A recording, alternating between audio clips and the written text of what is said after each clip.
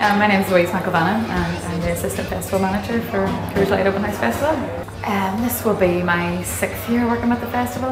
I've kind of always had part-time roles, but for the past few months it's been all day, every day, kind of taking over my life, but it's all good, it's great.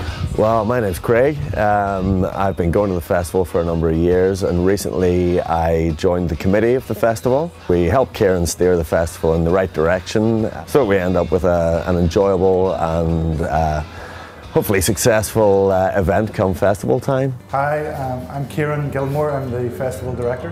Who am I looking forward to most in this year's programme? Obviously the Three Foxes. In many ways, for 2011, that's our pièce de résistance, big open air show. And then we've got Laura Marling, of course, and she's going from strength to strength as well. So those are the two big ones. I'm looking forward to Chili Fest actually. We've got a band called Mama Rosen playing, and they are an amazing Cajun band. We've got Caitlin Rose over from Tennessee. She is going to be fantastic. She's kicking the festival off on the Wednesday night. A few other ones that maybe people wouldn't have heard of. Treetop Flyers coming over. They're an American band who met in London. They're going to be fantastic. They're one to definitely see. Alabama 3 and Urban Voodoo Machine on Saturday at Chili Fest, and Lucy Fire is back, so looking forward to seeing that as well. But also looking forward to the smaller breakthrough series of shows in the OEA and a couple in the Black Box. I really enjoy the smaller, more intimate shows, especially bands that are breaking through.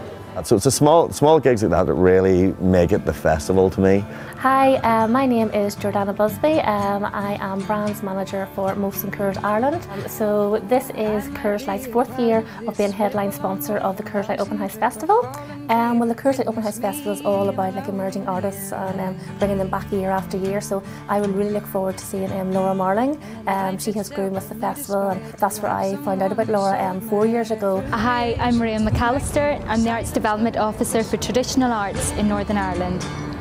The Arts Council of Northern Ireland has been the principal funder of Open House Festival, and over the last 13 years we've watched the festival grow from a small specialist traditional arts festival to a major folk and roots music event. It's one of the largest in Belfast annually. One of my favourite memories is meeting C6 Steve a number of years ago when he first came to Belfast. I was working with Open House Festival at the time, and we've watched C6 Steve's career evolve along with the festival's own development over the last number of years. It was great to see him last year playing in Custom House Square to 2,000 people. Loved Old Crow Medicine Show last year. That was a brilliant night. C6 Dave was brilliant.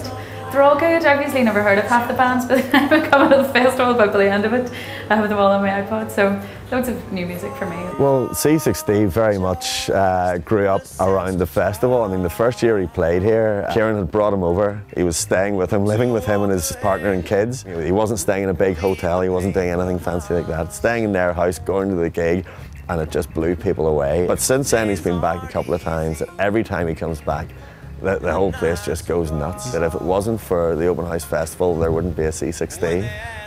So it's as big as that, you know. In the first couple of years there was only the Cathedral, the Duke of York, and what was formerly called the Blackthorn and is now called the Spaniard venues. There were only three pubs in the Cathedral Quarter and the Cathedral, and they were the only places we had to put on shows. Festival memories, gosh, there are so many. Bit of a cliche to say that, but obviously there are. After 12 of them and the 13th coming up. Mumford & Sons last year was an unbelievable show. We worked very hard to get it. It was sold out within about 24 hours. One of the biggest bands in the world. Then they were just, doing so well last kind of summer and last autumn. The Open House Festival is one of my favourite times in the year. The vibe around the city centre, and particularly around Cathedral Quarter, is wonderful for any traditional arts musician.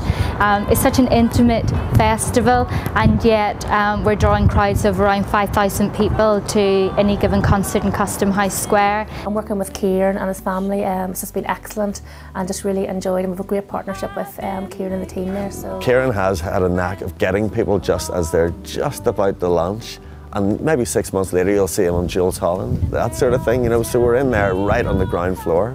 Well, things that you maybe wouldn't have thought of, you go and see it, next thing you're a lifelong fan, it has become like that, Just look at Laura Marling, Mumford & Sons, all of the acts that are doing really well now. We've had been fortunate enough to see it in their early years, so lots of emerging talent this year as well, so very exciting.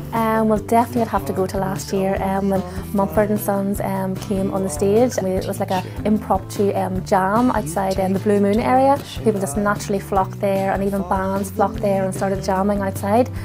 So it really was a lovely wee area and a lovely something that only the Coors Light Open House Festival could offer. Well, I think my best festival memory has to be a very bleary-eyed Sunday afternoon 2 years ago in the Black Box on Hill Street, when there was a guy called Otis Gibbs playing, and he was supporting a band called Duke and the King. And from the second Otis Gibbs came on the stage to the minute the Simon Felice and Duke of the King left the stage a few hours later, there was just magic in the room.